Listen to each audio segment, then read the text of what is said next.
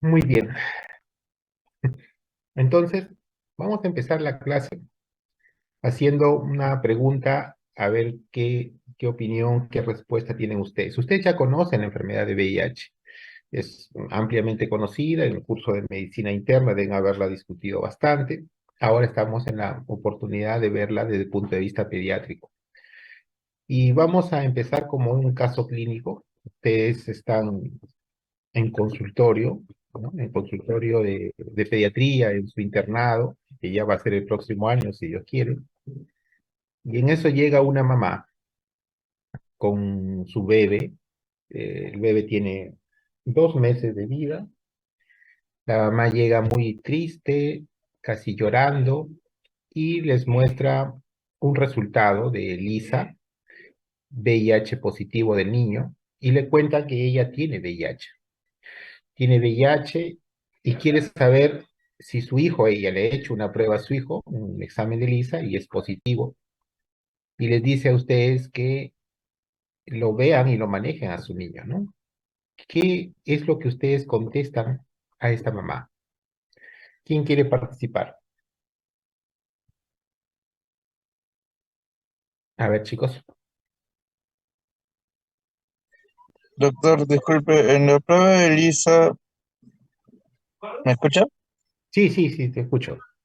Doctor, si no me equivoco, una hemoglobina, no me acuerdo, no recuerdo bien, puede pasar al feto, en este caso el nacimiento, o sea, primero se hace que la madre ya no le dé lactancia al bebé, se le da por fórmula, y si la prueba sale a los 18 meses, recién ahí es cuando podemos diagnosticar al bebé con VIH positivo. De lo contrario, era posible el caso nada más. Sí, ¿es correcto? Estoy mal. A ver, vamos a tratar de ahorita dar una respuesta a la mamá, ¿no?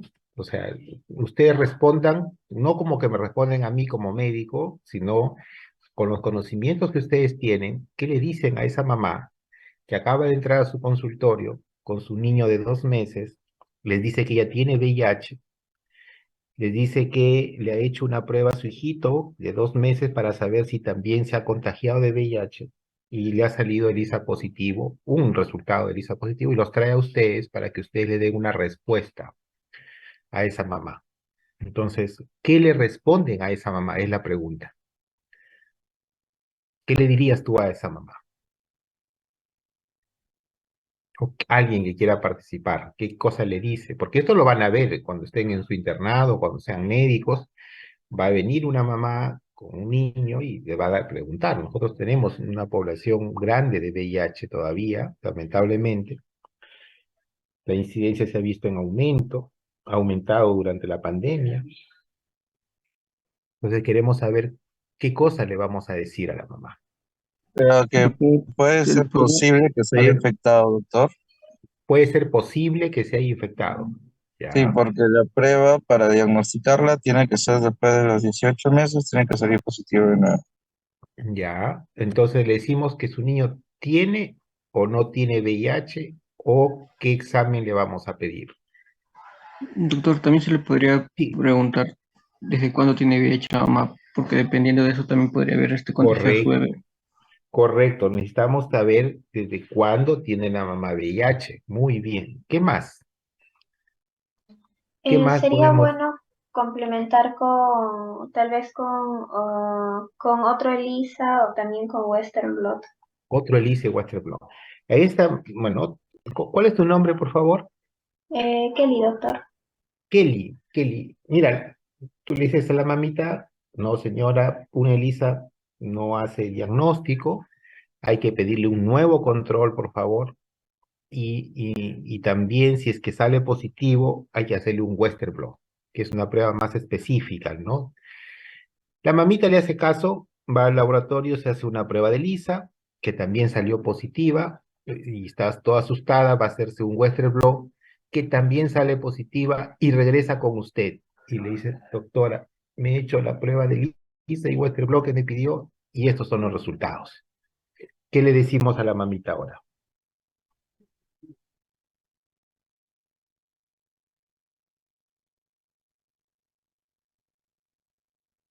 Doctor, creo que también sería bueno preguntarle a la mamá si en este caso ella ha recibido tratamiento, si ha recibido Altarga posiblemente, preguntarle, pues no, y cuándo, desde cuándo también tiene, como mencionó mi compañera anteriormente. Claro, son preguntas que tenemos que realizar al momento de efectuar la historia clínica, ¿no? Correcto, sí, necesitamos saber cuándo lo diagnosticaron, en qué momento, fue antes del embarazo, durante el embarazo, después del parto, recibe tratamiento, no recibe tratamiento.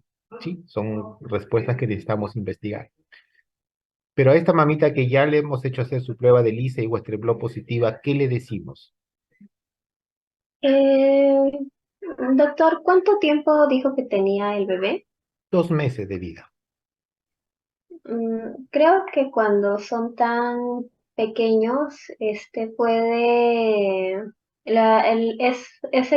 análisis, o sea, pueden dar falsos positivos debido a la inmunidad propia de la mamá, ¿no? Que le pasa al bebé. No, no sé si lo estoy diciendo bien. En todo caso, sería cuestión de confirmarlo tal vez con un PCR o esperar un tiempo para poder confirmar si realmente tiene VIH pese a los resultados positivos de ELISA y Western blot.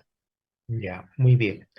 Muy bien, chicos. Entonces, fíjese, un caso sencillo nos motiva a pensar varias cosas, ¿no? Este caso, es de la vida real, o sea, nosotros he visto pacientes con esas características que llegan al consultorio referidos de policlínicos de provincia al Hospital Almenara con, ¿no?, el estudio para VIH, tratamiento para VIH de este hijo, de esta mamá que tiene infección por VIH. Entonces, nos llegan esas referencias, ¿no? Viajan de provincias, de Tumbes, Puno, Cajamarca, de varios lugares han llegado con esas características. Han sido vistos por médicos, ¿no? Médicos, muchos a veces pediatras o médicos generales, que han encontrado esta mamá que es positiva, que el niño tiene lisa positivo y lo mandan pues para su tratamiento a Lima, el tratamiento TARC. Vean, ¿qué nos motiva esto? Que nosotros tenemos que saber preguntar los antecedentes, ¿no? Como ustedes me han dicho, ¿no? ¿Desde cuándo tiene la enfermedad? ¿Ha tratado o no tratado? ¿El embarazo se controló o no se controló? ¿El parto fue por cesárea, parto normal? ¿Le dio lactancia materna? ¿No le dio lactancia materna a este niño? Para yo ver el riesgo de este niño de tener infección por VIH. Y luego, ¿cómo diagnostico VIH en este niño? ¿Es igual el diagnóstico en un lactante o en un niño de 5 años o en un adulto? Ustedes han aprendido claramente que en el adulto se necesitan 2 pruebas de Lisa y una confirmación por Western blot para decir que tiene VIH y empezar tratamiento. ¿Es así en el niño? Esas preguntas espero que al final de la clase se hayan respondido y ustedes puedan dar una mejor respuesta a esta mamá o esta paciente que llega a su consulta preguntando por un niño que es hijo de una mamá con VIH, ¿qué hacer? ¿De acuerdo? Entonces, esta era una, una primera pregunta para poder pensar. Ahora vamos a ver qué pasa con el VIH. En forma general, podemos hablar de que el VIH en el Perú, pues, tiene una enfermedad que ya dura casi más de 30 años, ¿no? Y empezó los primeros casos reportados, miren, en 1981, 42 años atrás, cuando se reportaron casos de neumonía por Pneumocitis carini. Antes se llamaba Pneumocitis carini, ahora se llama Yerovesi, Pneumocitis Yerovesi. Y al año siguiente se vio que hubieron muchos casos de adultos jóvenes de conducta homosexual que hacían inmunodeficiencia. Hacían estas infecciones de neumonía por este parásito que es oportunista. Entonces se habló de un síndrome de inmunodeficiencia adquirida, porque antes no tenían ningún signo de inmunodeficiencia en sus primeros años. Entonces era adquirida. Y recién en el año 1983, es decir, un año después que se habla de SIDA, se identifica el virus que causaba esta enfermedad. y se llamó el virus de inmunodeficiencia humana. Hay también un virus de inmunodeficiencia simia. Se tardó 4 años para que recién la FDA autorizara el uso de la acidobudina, el primer antirretroviral. ¿Por qué se llama antirretroviral? Porque este virus de VIH es un virus de tipo retrovirus. ¿Por qué se llama retrovirus? Porque su genoma es de ARN, pero cuando ingresa a la célula, ese ARN, gracias a su enzima transcriptasa reversa, se transforma en ADN. Y así como ADN, ingresa al núcleo y se une al ADN de la célula huésped. Por eso que es difícil de eliminarlo, porque está dentro del núcleo de la célula. La sidobudina fue la gran esperanza que iba a destruir el VIH. Rápidamente disminuía y desaparecía las cargas virales. Pero como es un virus de replicación muy rápida y como todos los virus ARN, mutan con facilidad. Y rápidamente hubo resistencia a la sidobudina. Ya no hacía efecto. Se tardó casi 10 años más en que se hable el concepto de targa. Ya targa significa un tratamiento antirretroviral de gran actividad, en la cual se tienen que usar por lo menos 3 medicamentos para no curar, sino controlar la replicación del virus. Y lo que se busca es justamente inhibir la replicación viral, mantener cargas virales indetectables a fin de que el organismo desarrolle y haga una vida totalmente normal. Por lo tanto, al momento no se habla todavía de curación de VIH, sino de control del VIH.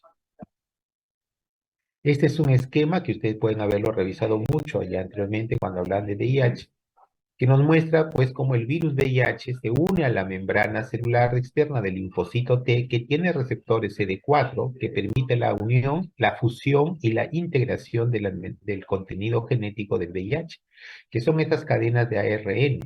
Gracias a la transcriptasa inversa, convierten esta cadena de ARN en moléculas de ADN doble cadena que le permite integrarse dentro del núcleo y formar parte del ADN mediante la integración y enzimas que se llaman integrasas. Una vez puesto el material genético del virus en el ADN nuclear, dan órdenes para que se genere transcripción de proteínas, en la formación de proteínas virales. Son proteínas que el virus necesita. Forma sus proteínas, forma sus virus, y estos son luego eliminados al exterior en forma de viriones. ¿De acuerdo? Entonces, en este ciclo biológico del VIH, podemos nosotros también encontrar dónde podemos actuar, ¿no? Y, por ejemplo, los primeros medicamentos fueron los inhibidores de la transcriptasa reversa. Esa fue la acidobudina. Inhibía la acción de esta enzima, por lo tanto, no se formaban las cadenas de ADN y no integraban en el núcleo y no había replicación. Esas fueron las primeros. Luego se buscó otros medicamentos que inhibían la proteasa, o sea, la formación de proteínas, y son los inhibidores de proteasa, los inhibidores de proteasa. También se ha dado medicamentos que inhiben la fusión del virus a los receptores del linfocito CD4. En general, esa es, también los inhibidores de integrasa, ¿no? Ralcetrapib, ¿no? Entonces, allí es donde han actuado los medicamentos. Y entonces, el juntar 3 medicamentos que se llama targa son de utilidad para mantener controlada la replicación del virus y hacer que no se detecte en sangre y así no se afecte el sistema inmunológico del niño y el paciente haga su vida normal. Los mecanismos de transmisión de VIH en general, la gran mayoría para los pacientes adultos ha sido la transmisión sexual. Empezó como una pandemia en la población homosexual, pero rápidamente las mujeres se vieron afectados y ahora pues es una pandemia, ¿no? Todos están en riesgo de tener esta enfermedad. Y ojo, el riesgo ocupacional de los médicos es mucho mayor, ¿no? Porque estamos en contacto con fluidos, con secreciones, en las cirugías, en las curaciones, etcétera, y podemos nosotros enfermarnos por VIH. Las transfusiones sanguíneas, ya que es un virus que está en la sangre y está dentro de las células sanguíneas, los linfocitos, pueden pasarse a otro mediante transfusiones, si no han sido adecuadamente chequeadas, testeadas para esto, ¿no? O han sido tomadas en los periodos de ventana, ¿no? Un periodo de ventana es aquel en cual la persona está con el virus, se está replicando, tiene enfermedad o tiene infección, mejor dicho, pero no hay síntomas. No hay síntomas. Y como no se han formado todavía anticuerpos contra el virus VIH, yo le hago un test de ELISA y no se encuentra. No hay. Digo que está sano, cuando en realidad está enfermo. Por eso que debemos ser responsables en los momentos de donación de sangre. Si tienen una conducta sexual no, no digamos, muy buena, ¿no? Voy a poner en riesgo al donar sangre porque es una sangre de riesgo para quien la va a recibir.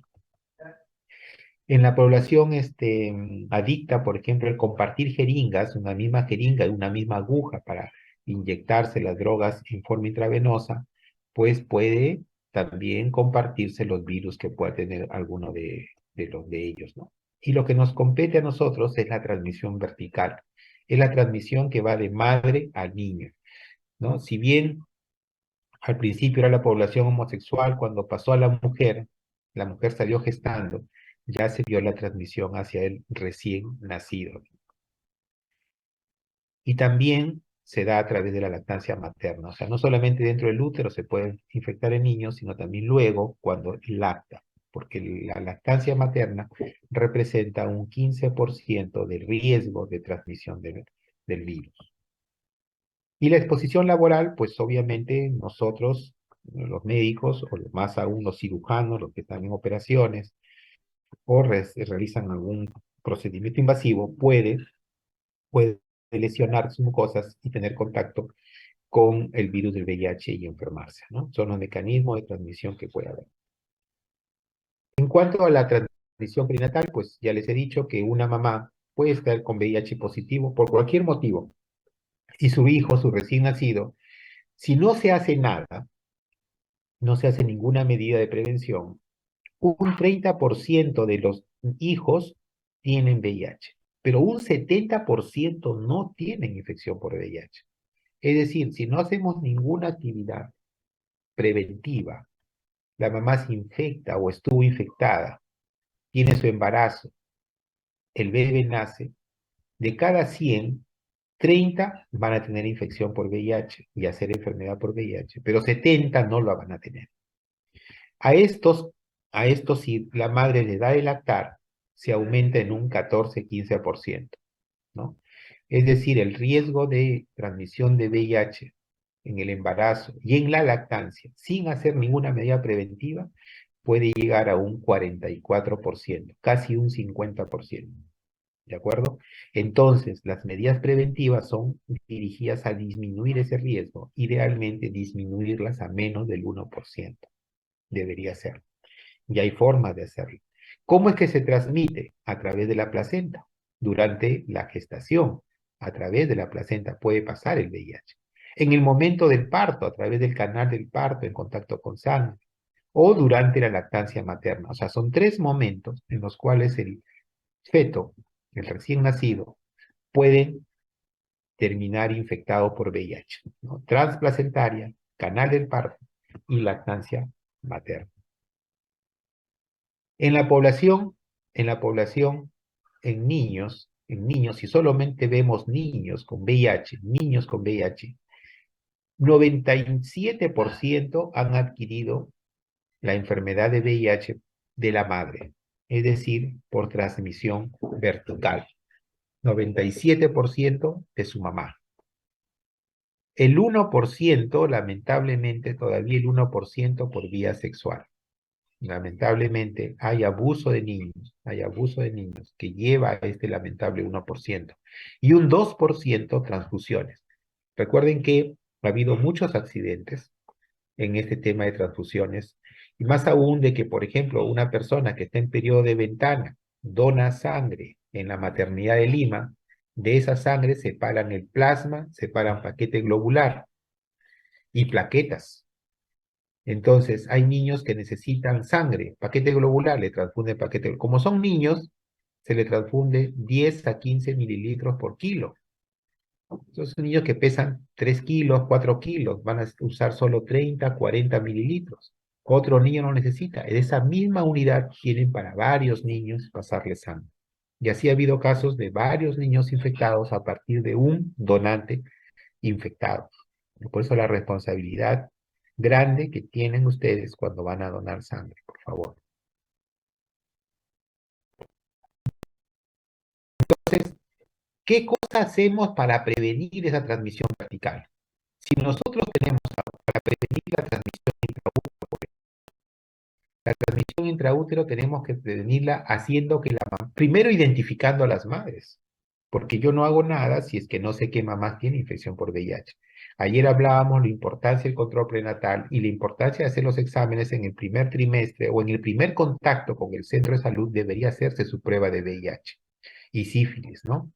Y si es positivo, inmediatamente darle tratamiento a la mamá, de modo que estos antirretrovirales disminuyan la carga viral y eso disminuye el riesgo de transmisión al recién nacido. ¿Cómo evito la transmisión intraparto? Sabemos que la vía vaginal es la más complicada. Entonces, programar una cesárea es lo mejor para disminuir el riesgo. ¿De acuerdo? Entonces, las cesáreas programadas más los antirretrovirales disminuyen estos riesgos. ¿Y cómo hago la transmisión postnatal? Disminuir la transmisión postnatal. Primero, dando prevención a los recién nacidos con antirretrovirales. Le doy tratamiento preventivo al recién nacido desde que nace y no le doy leche materna para disminuir ese 14% de riesgo por leche materna. ¿De acuerdo? Entonces, esas son las medidas preventivas que yo puedo tomar en la gestante, en el momento del parto y en el cuidado del lactante para que no se transmita la infección por VIH de una mamá que es positiva hacia este bebé. Si hacemos todo ello, vamos a disminuir el riesgo a menos del 1%. Tan es así que ahora ustedes saben que las parejas que tienen VIH pueden tener hijos, si es que la mamá está bien controlada, tiene carga viral indetectable, puede controlar su embarazo, se programa la cesárea, se le da antirretrovirales al niño preventivo y nacen, crecen bien. Hay menos del 1% que puedan infectarse. ¿De acuerdo? Entonces, ¿cuáles son los escenarios de transmisión del VIH? El Ministerio de Salud, a través de la norma técnica del año 2019 del MINSA, nuestra norma técnica 11, esto que propone los siguientes escenarios. El escenario 1, por ejemplo, es el escenario de una gestante que por primera vez se le diagnostica infección VIH durante su control prenatal. Es el escenario 1. El escenario 2 es una gestante con VIH que ya estaba antes del embarazo, o sea, ya tenía VIH antes del embarazo y estaba en tratamiento antirretroviral. Y el escenario 3 es la gestante con VIH que se diagnostica por primera vez en el parto o en el posparto inmediato. Evidentemente, el escenario 3 es el de mayor riesgo, el de mayor riesgo. ¿Y qué cosa es lo que se hace en los tres escenarios? En el escenario 1, ¿no? Aquella gestante que se diagnostica en el control prenatal, a la madre se le da antirretrovirales profilácticos a partir de la semana 12. ¿De acuerdo? ¿Y qué antirretrovirales debe recibir? Preferentemente tenofovir, emtricitabina más raltegravir, que son los antivirales que menos efectos sobre el feto van a tener. ¿De acuerdo? ¿Qué más se hace con esta mamá? Se le debe dar sidobudina endovenoso 2 horas antes de la cesárea y lo reciben en infusión endovenosa hasta cuando se ha ligado el cordón umbilical. Se liga el cordón umbilical y ya se suspende la sidobudina. Y el bebé debe recibir ya sidobudina, que es AZT, 4 miligramos por kilo por dosis cada 12 horas, durante 4 a 6 semanas. Se le da 4 semanas cuando la mamá recibió AZT y 6 semanas si la mamá no recibió AZT. Y evidentemente se debe suspender la lactancia materna. Suspender la lactancia materna. En el escenario 2, en aquella mamá que ya tenía targa antes del embarazo, se continúa con el targa, ¿de acuerdo?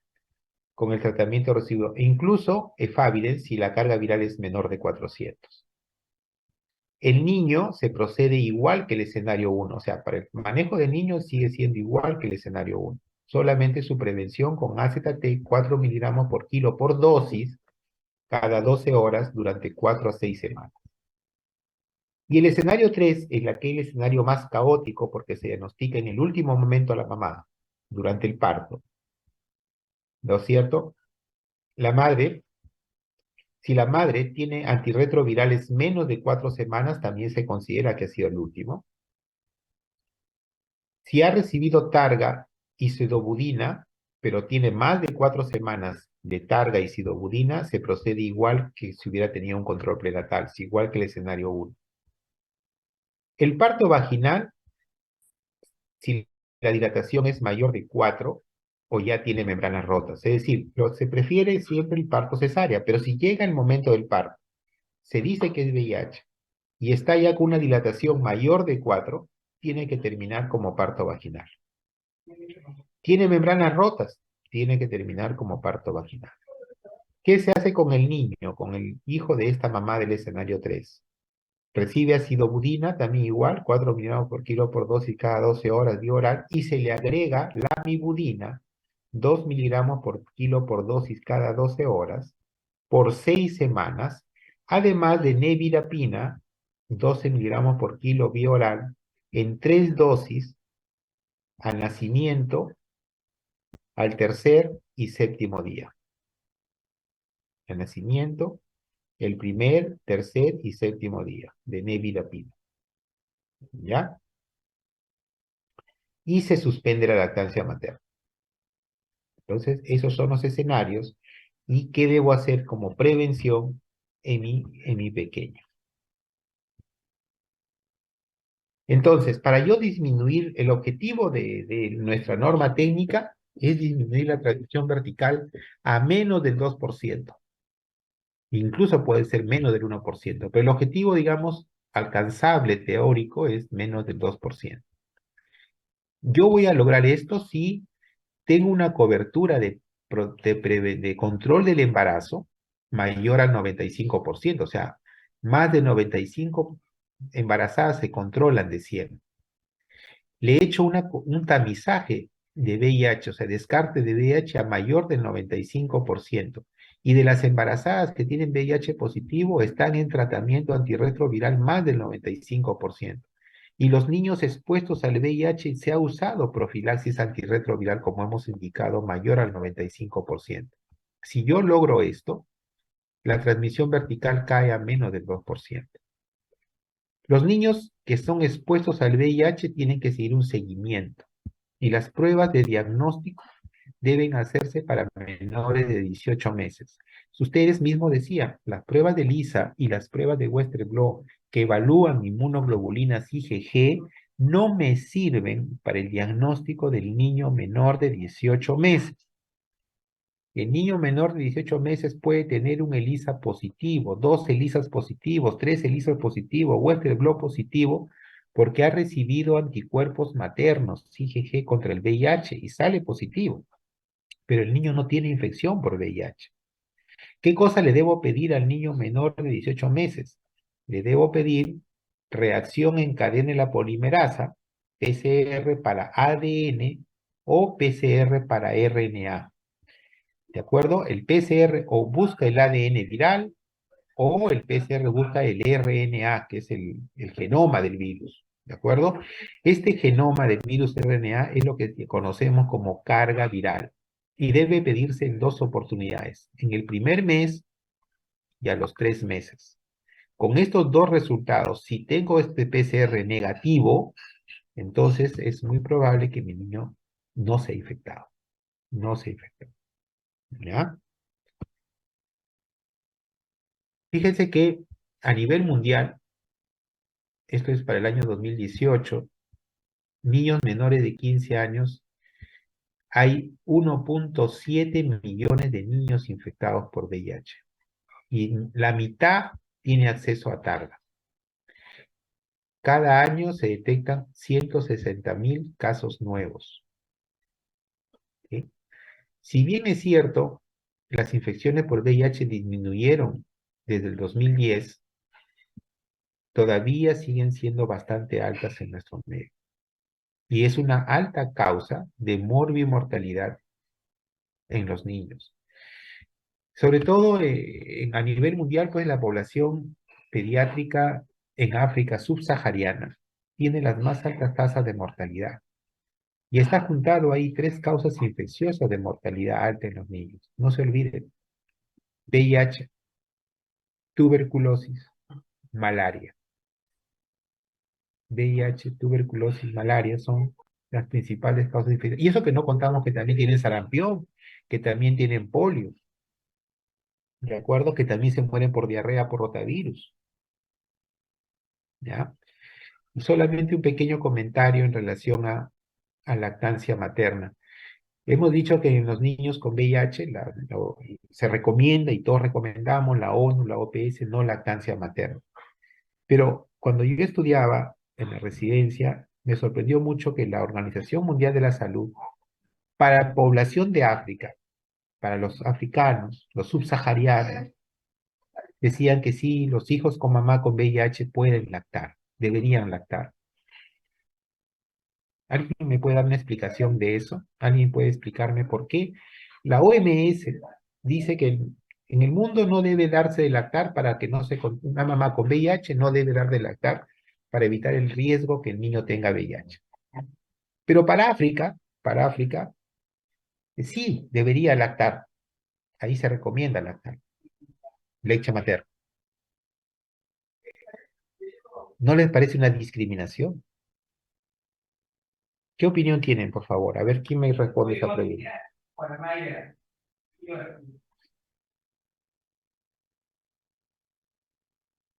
¿Quién me responde esa pregunta? ¿Quién quiere dar una opinión? ¿Por qué la OMS pudo haber recomendado que la población africana sí deben de lactar? Pero en Estados Unidos no, por favor, ¿ah? No le den. En América tampoco, en Europa menos. En África sí. Doctor, A ver, chicas. puede ser por el nivel de pobreza que hay ahí, es muy alto Ya, y no se pueden dar, digamos, el lujo de comprar fórmula. correcto, muy bien. ¿Qué más? ¿Quién más quiere opinar? Completar esa idea. Muy buena.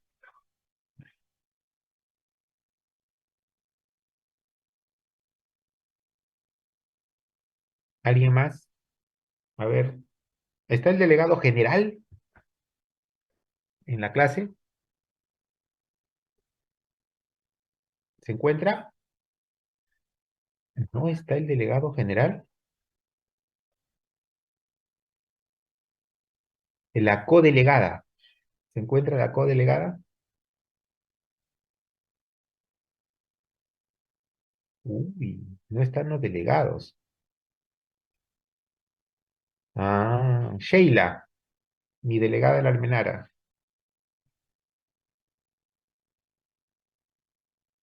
Sheila, tampoco está Sheila. A ver, un delegado del Rebagliati.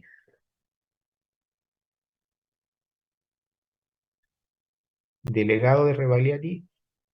Del Hipólito Unanue, el delegado. Sí, doctor, presente. Acá estoy. Muy bien, doctora, la felicito. Mire, la única delegada que me ha respondido hasta ahora del Hipólito Unanue. Dígame usted, ¿cuál es su opinión al respecto? Bueno, doctor, complementando la idea de mi compañera que comentó acerca de la pobreza, yo pienso que también sería por el grado de desnutrición, ¿no? Tan severa que se encuentra en África. Muy bien. Entonces tenemos, fíjense, qué bonito. Tenemos pobreza, tenemos desnutrición. Perfecto. Falta un concepto más que aclarar. A ver si el delegado del Santa Rosa, no, el Santa Rosa ya no es sede, Dios mío, qué pena. Del policía, delegado del policía, ¿está? Tampoco. Del hospital militar, delegado del hospital militar. Uy, del María Auxiliadora. Doctor, buenas tardes. Yo no soy delegada, pero Qué puedo bueno, contestar. te agradezco, porque Lo está siento. salvando a los delegados. A los Doctor, delegados que están faltando, qué pena. Aunque yo estoy mirando sorprendentemente 195 participantes y eso me estimula. Es casi el 90% y eso está muy bien. A ver, dime. doctor, yo pienso que también tiene que ver con que no se cumplen las estrategias de prevención y promoción de la salud en esos países, de tal forma que como son países muy pobres y tienen tasas de desnutrición muy alta, y a eso agregamos de que no tienen las medicinas como los antivirales o medidas o estrategias que puedan prevenir de alguna forma el, la transmisión de VIH, podría ser de que también hay este incremento de la enfermedad, ¿no? Muy bien. Miren, chicos, excelentes participaciones, me gusta. Ustedes alguna vez van a ser ministro de salud también, Alguno de ustedes puede ser el futuro ministro de salud de aquí a unos años, ¿no? Y estos temas de VIH tienen que ver mucho con salud pública. Hay una cosa que nos forman a nosotros como médicos, que es la salud individual, ¿no? O sea, nos enseñan a diagnosticar enfermedades, a tratar enfermedades en forma individual. Entonces, en VIH también, yo digo, mira, yo no quiero que mi niño tenga infección por VIH, ustedes se tratan, hago los escenarios, no lactancia materna, no le des esto a otro para que no se infecte mi niño en el menor riesgo posible. Ahora, la salud pública ya no ve eso tanto, ya lo ve en forma más global. Entonces, yo tengo una población de África, como bien me dijeron, pobre. Sus gobiernos o la misma persona podrá comprar fórmula maternizada. Difícil, ¿verdad? Entonces no le puedo decir, no le dé leche materna. ¿Qué le vas a dar? Fórmula. Pero si no tengo plata, si no tengo la fórmula, ¿qué le doy? Agua. Uno. Dos, como no le puede comprar, también tengo el otro problema de desnutrición, que ya está la población desnutrida. Y la población desnutrida ya tiene un factor de inmunodeficiencia importante. Si esta persona no toma, no toma sus nutrientes adecuados, cualquier infección como polio, rotavirus, Escherichia coli, estafilococo, estreptococo, va a causarle la muerte. Entonces, ese niño menor de 6 meses,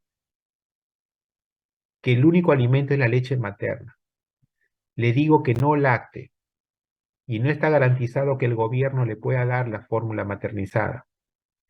Va a darle agüita, o si le da poquito y lo hacen más diluida, o si le llega a dar, incluso si no tienen agua ni desagüe en sus casas, cómo preparar la fórmula, cómo esterilizar los biberones, se va a enfermar de diarrea y va a ser la causa de muerte precoz de ese niño. Y otra cosa que les dije al principio, solo el 30%, bueno, eso es bastante, pero es el 30% que ya se infectó por VIH. Y que con la lactancia materna aumenta un 50%, pero hay un 50% que no se va a infectar por VIH.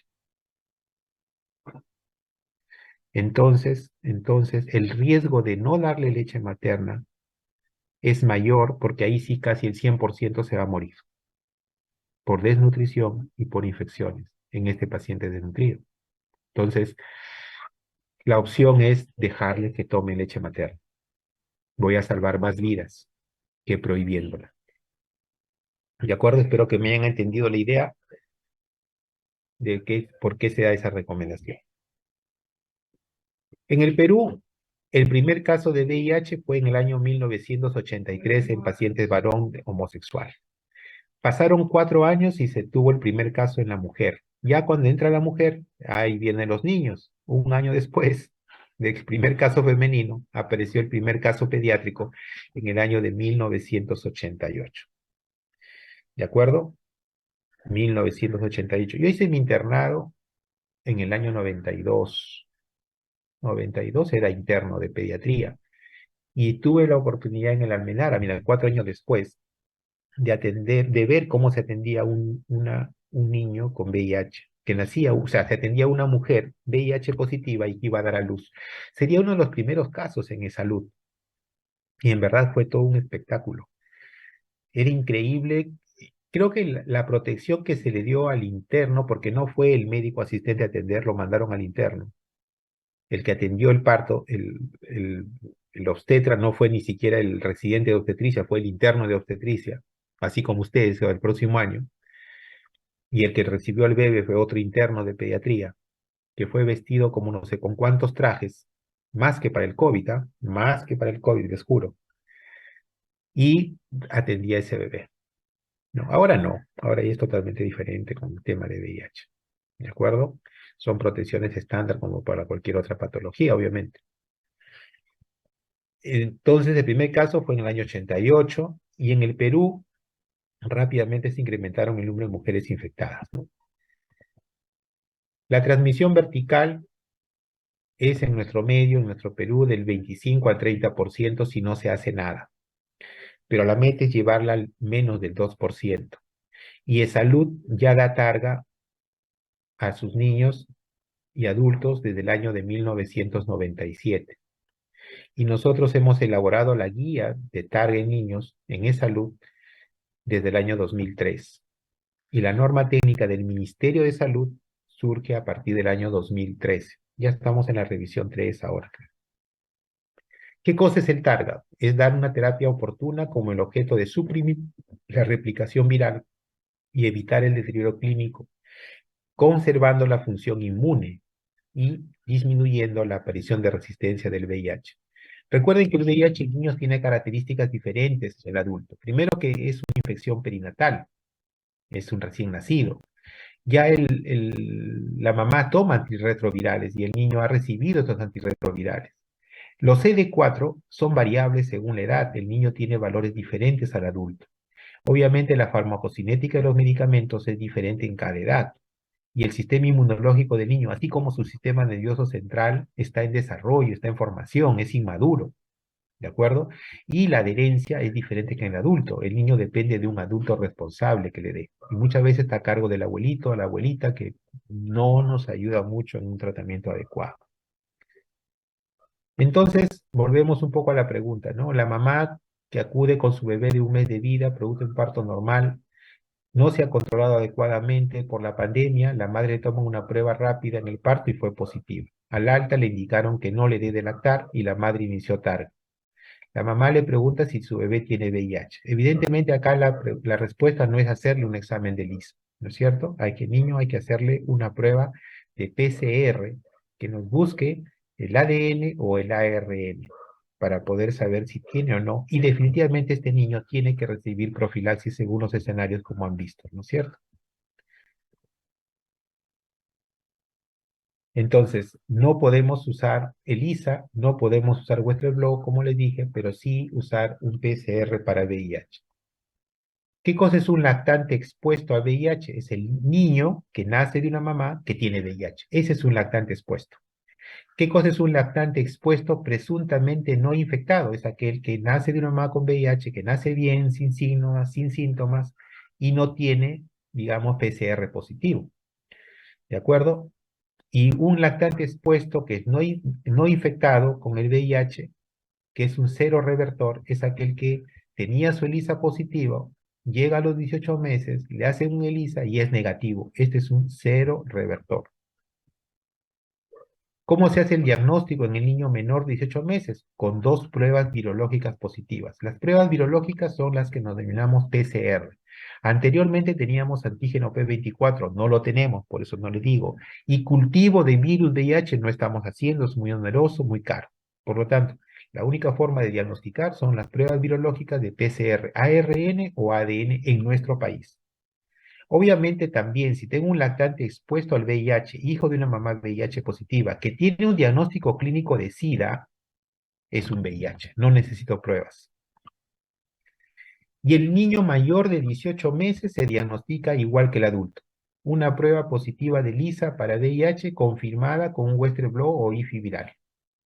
O un niño expuesto con VIH con diagnóstico clínico de SIDA, según la categoría clínica C, también es una infección por VIH. Entonces, nosotros tenemos que prevenir el riesgo de transmisión del VIH luego del nacimiento, mantener una carga viral suprimida, evitar infecciones oportunistas, que no se hospitalice mi niño, mejorar su crecimiento y desarrollo y su calidad de vida. Estos son los objetivos del tratamiento antirretroviral en el niño en la población pediátrica. Esto es básicamente para que ustedes tengan conocimiento general, o sea, no, no quiero que ustedes van a manejar pacientes con VIH, solo va a ser el pediatra o el infectólogo pediatra, pero ustedes tienen que conocer que el tratamiento es un carga y significa darle por lo menos 2 drogas inhibidores no nucleócido de la transcriptasa reversa, 2 con un inhibidor de proteasa, que es lopinavir, ritonavir, y estos son sidobudina, lamivudina, la más común, o abacavir, lamivudina. ¿De acuerdo? Y para niños mayores de 3 años podemos usar efavirenz y usar lo mismo que... ¿De acuerdo? Muy bien. Acá ya siguen lo que es pruebas de seguimiento, ¿no? Todo niño con tratamiento debe ser evaluado mensualmente. Hay que hacerle pruebas de CD4 y carga viral cada 3 meses y siempre ir valorando la adherencia, o sea, si está tomando o no está tomando la medicación. Entonces, la profilaxis al nacer, según los escenarios 1, 2 y 3 que hemos visto, prevención de infecciones oportunistas, una nutrición adecuada y una vacunación adecuada, que en el paciente con el VIH, norma general, no debe recibir vacunas vivas atenuadas. No debe recibir vacunas vivas atenuadas. ¿De acuerdo? Y estas son las categorías clínicas de la CDC del año 94. La categoría C, que son síntomas severos, que si tiene, por ejemplo, infecciones bacterianas severas, neumonía por neumocitis y candidiasis esofágica, criptosporidiasis, TBC extrapulmonar, estos ya son marcadores de SIDA. Por lo tanto, hacen diagnóstico de SIDA. Si no tiene síntomas, categoría N. Si tiene categoría A, son los síntomas leves. Categoría B son síntomas moderados, principalmente hematológicos, anemia, neutropenia, candidiasis, diarrea o un episodio de neumonía, meningitis o sepsis. Estos son los recuentos normales que son en los niños en diferentes edades, ¿no? Los leucocitos, los recuentos de CD4 en número absoluto y en porcentaje. Cuando digo que no tiene supresión, si es que es menor de 12 meses, tiene mayor de 1500 CD4 y un porcentaje mayor al 25%. Será supresión moderada si tiene entre 750 y 1499 o en porcentaje 15 a 24. Y será severo si los linfocitos CD4 son menos de 750 o menos del 15%. Esto se cumple para 12 meses, esto es para 1 a 5 años y esto es para 6 a 12 años, que es básicamente lo mismo que en el adulto. ¿De acuerdo? Entonces, así yo puedo clasificar mi clasificación clínica, si es N, A, B o C, con la categoría inmunológica que es sin supresión, con supresión moderada o supresión severa. Es decir, por ejemplo, un niño clínicamente puede estar en la categoría B, por ejemplo, porque tiene anemia, neutropenia y tiene candidiasis, categoría B, clínica. Pero la inmunológica la veo con su recuento de CD4. Si ese niño tiene 4 años y tiene, por ejemplo, 1200 CD4, si tiene 1200 CD4 y tiene 4 años, cae en sin supresión, ¿no es cierto? O sea, es una categoría B1, sería categoría B1, ¿no? Categoría clínica B, inmunológica 1. Y así puedo tener varias categorías, ¿no? Inmunológicas y clínicas. Muy bien, chicos. He terminado la presentación. Si tienen preguntas, por favor. ¿Algo que aclarar? Sí, doctor, una pregunta. Buenas tardes. Con respecto a lo que mencionó de un paciente con VIH no puede recibir vacunas vías atenuadas, en el caso de entonces de los lactantes, bueno, que tendrían o el recién nacido en realidad, que tendría que recibir, por ejemplo, la vacuna de la BCG bueno, la BCG, que es la vía atenuada, ¿cómo se manejaría? O sea, ¿se esperaría que su carga viral disminuya o se diferiría a la vacuna? ¿Cómo se Muy manejaría buena, entonces la inmunización? muy buena pregunta con la BCG. Nosotros hemos tenido varias discusiones en el Comité de VIH Pediátrico en relación a la vacuna de BCG. La primera norma que tuvimos, que sacamos en el Salud, por ejemplo, en el año 98, me parece, o 2003, decíamos no vacunas vivas atenuadas. Por lo tanto, no se vacuna con BCG. Punto. ¿De acuerdo? Así sacamos. Y así eran las normas del inicio. Con las medidas de prevención, con la disminución de la transmisión vertical, se vio que, y otra cosa, nuestro país es un país tuberculoso. La prevalencia de tuberculosis en nuestro país es muy alta. Creo que estamos en el segundo lugar en Latinoamérica. Tenemos una tasa de tuberculosis multidrogo resistente que da miedo. San Juan del Lurigancho es uno de los distritos más altos con tuberculosis en niños y en adultos, y el más altos en multidrogo resistente. Entonces, nosotros teníamos que evaluar luego el riesgo de infección por tuberculosis severa, ¿no? Enfermedad severa versus el riesgo de no vacunar la BCG porque podría tener VIH. Entonces, sopesando los riesgos, se vio que en nuestro país, en el Perú, dado que tenemos una alta tasa de prevalencia de tuberculosis y la tasa de infección por VIH era baja, resultaba más peligroso dejar de vacunar de TBC. Por lo tanto, la norma técnica se cambió y dentro de la vacunación se aceptaba la vacuna de BCG en el hijo de VIH, hijo de mamá con VIH, por ese riesgo de tuberculosis. Luego se volvió a cambiar. Y ahí están, ¿no? Que se regresa, se sale, se regresa. ¿De acuerdo? En la actualidad tiene que ver mucho con la apreciación del infectólogo.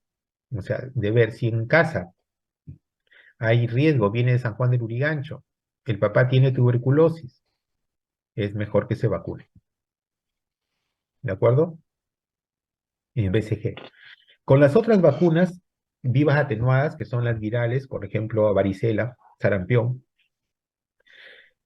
Antes de eso, la polio. La vacuna de polio, que se empieza a ponerse a los 2 meses, para el paciente hijo de mamá VIH, se vacuna siempre con polio parenteral, nunca la vía oral, que es la viva atenuada. Para el paciente hijo de mamá con VIH, todas sus vacunas de polio, todas las vacunas de polio son con parenteral, la tipo Salk, ¿no? No la SAVI.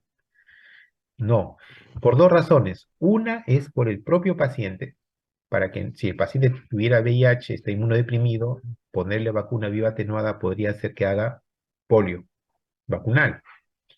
Y otra, ustedes saben que la vacuna polio se da por vía oral, ¿no es cierto?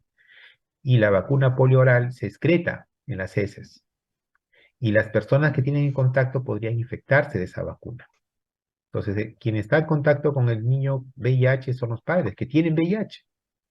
Podrían hacer polio por la vacuna. Por lo tanto, tanto para la protección del niño como para la protección de su entorno, que son sus padres con VIH, el niño no debe recibir polio oral. Todo es polio parenteral. Y después del año, en la cual necesita los virus vivos atenuados, como la sarampión, rubiola, si su inmunodeficiencia es baja, no se vacuna. Pero si el niño recibe tratamiento y su carga viral está indetectable y sus CD4 están en categoría 1, o sea, sin inmunosupresión, debe vacunarse. Debe vacunarse. ¿Ya? Gracias, doctor. Muy bien, chicos. ¿Alguna otra pregunta? Bueno, les agradezco su participación. Son las 3:30 en punto. Creo que tienen programada otra clase. Muchas gracias por su atención. Gracias, doctor. Buenas tardes.